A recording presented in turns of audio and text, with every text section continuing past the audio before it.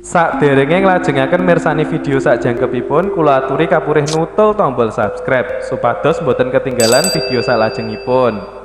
Kagem kemanfaatan video menika, monggo dipun like, komen, lan ugi share.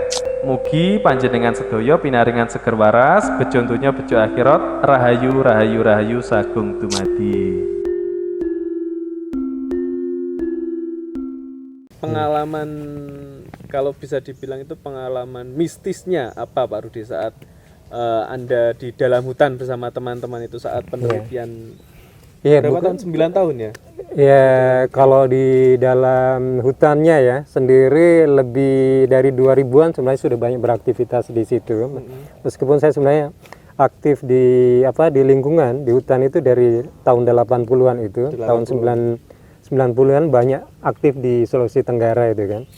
Nah, kalau untuk yang kegiatan yang terkait dengan aspek mungkin melihat hal-hal yang atau bertemu dengan hal-hal yang itu, saya pikir itulah adalah bagian dari memang di hutan itu kan ada penghuninya gitu. Jadi ada yang memang dapat terlihat langsung, tapi ada juga yang tidak terlihat langsung. Mungkin yang paling saya jadi teringat itu waktu saya di kawasan hutan di daerah Moramu. Moramu itu adalah kawasan hutan Taman Suaka Marga Satwanya Anoa di situ, namanya Tanjung Peropa. Situ pernah kita masuk bersama teman-teman pecinta alam, dan kebetulan masuk di situ udah sekitar 2 hari. Kita terjebak dengan tempat yang agak sulit untuk ditembus itu kan, untuk masuk ke air terjun yang namanya air terjun Moramu yang terkenal di sana.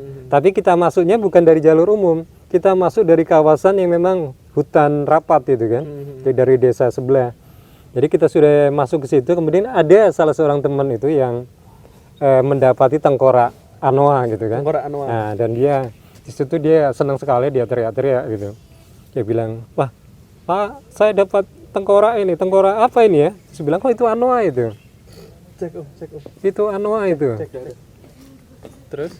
Nah, kemudian kita bilang, "Oh, iya betul itu anoa." Nah, kebetulan yang penunjuk jalannya adalah mantan kepala desa, jadi orang tua di situ bilang, "Jangan teriak-teriak di sini karena di sini juga banyak penduduknya gitu kan."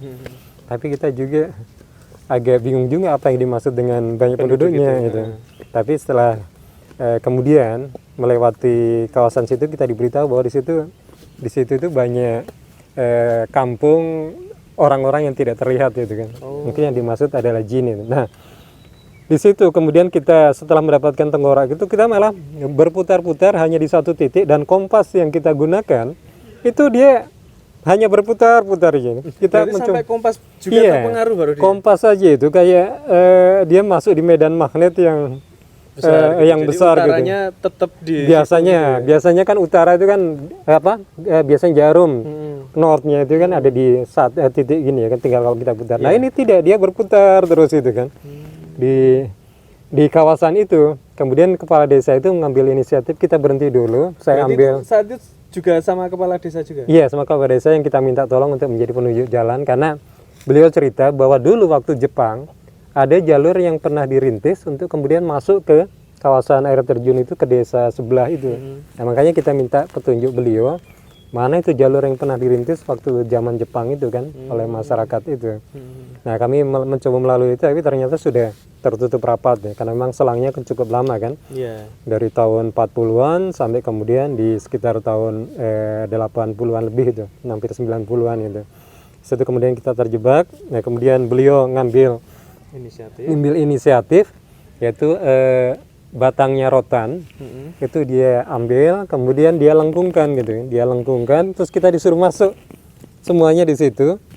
Nah, waktu masuk, kemudian kita memang seperti merasa bahwa kita keluar dari ruang gravitasi, ruang gelap itu kan.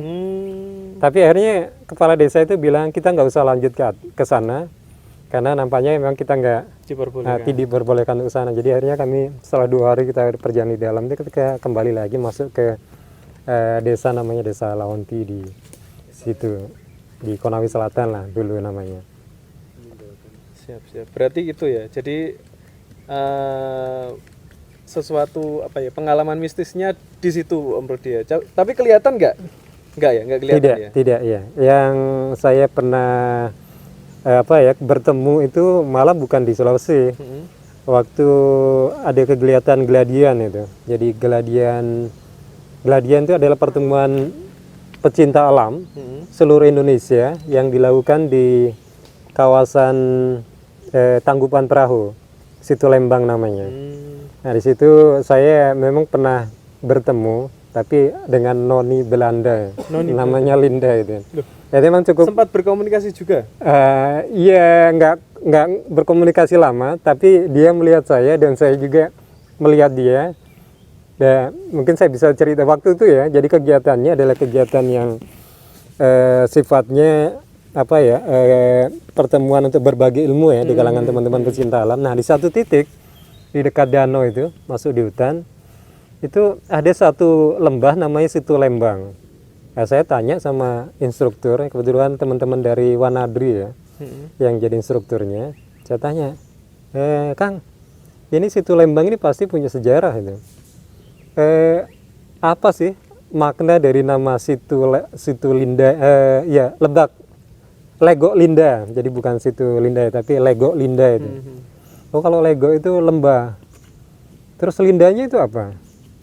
Tapi dia nggak langsung jawab secara ya karena dia nampaknya agak ragu gitu kan. Iya ragu. Ya Legok itu ya Linda itu cuma sekedar nama gitu. Oh gitu ya. Tapi mestinya harus ada anunya itu maknanya. Nah kemudian setelah itu kita buka camp gitu kan. Nah waktu malam teman-teman juga lagi lagi evaluasi kegiatan hari itu.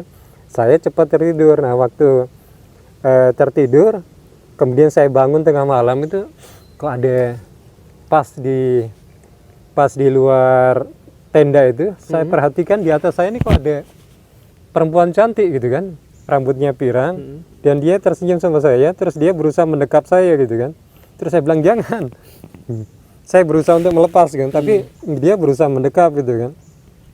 Nah waktu dia berusaha mendekap, kemudian saya balik gitu kan, terus saya pikir-pikir itu siapa ya yang di luar itu tadi, karena saya ingat saya tidak ada peserta Gladian yang orang dari orang bule gitu kan, orang dari luar negeri itu gitu kan.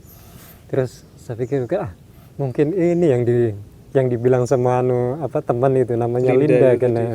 Nah terus waktu saya sebut itu kemudian saya lihat lagi, dia sudah menghilang gitu kan. Nah terus saya besoknya paginya terus saya sempat tanya ke teman yang jadi instruktur, kalau nggak salah namanya Kang Dedi, Kang Asep. Saya tanya, Kang Asep, tadi malam saya ceritain gini. Wah, ya itu yang kamu tanya. kamu kenal sendiri dengan Lindanya. Nah, setelah saya ketemu di malam-malam berikutnya waktu kita brief itu Lindanya malah nemui panitia gitu kan. Nemuin panitia? Iya panitianya, jadi dia muncul di sekitar api unggun ya. Tapi teman-teman yang dari panitia kan umumnya sudah tahu karena kan kawasan situ adalah kawasan latihan gitu kan. Karena tidak jauh dari situ itu memang ada baraknya tentara untuk latihan khusus itu. Jadi ada kalau Kopassus atau Angkatan Darat ya latihan navigasi atau latihan perang-perangan, nggak jauh dari situ memang ada lokasi. Nah, kemudian saya tanyakan lagi, Linda itu sebenarnya siapa sih, Kang? Terus dia baru cerita, kan kamu sudah kenal kan? Sudah ketemu kan? Sudah ketemu. Iya. Itu ceritanya dulu, memang kawasan sini waktu zaman Belanda itu adalah kawasan perkebunan gitu kan. Ini perkebunan yang dibuka oleh Belanda dan pada suatu saat kemudian membawa keluarganya kan untuk bermukim di situ. Nah, Linda itu adalah anak dari kepala perkebunan di situ yang orang Belanda itu yang dibunuh oleh orang-orang yang jahat ya pada saat itu. Dan ya nampaknya menurut konon ceritanya ya itulah sosok itulah yang namanya Linda yang masih ada di sekitar kawasan perkebunan. Danaunya diberi nama Linda juga ya? Tidak, itu nama legoknya. Jadi legok itu lembah ya. Kalau dananya namanya Situ Lembang. Situ Lembang, terus legoknya itu Legok Linda. Legok Linda itu kalau tidak salah tahun 90 Gladian sekitar tahun 94-an lah. 94. Oke. Ya, jadi memang Gladian ini pertemuan para pecinta alam seluruh Indonesia ketemunya berbagi pengalaman atau berbagi ilmu tentang gunung, kemudian arung jeram, kemudian gua, dan juga terkait dengan aspek-aspek ekspedisi.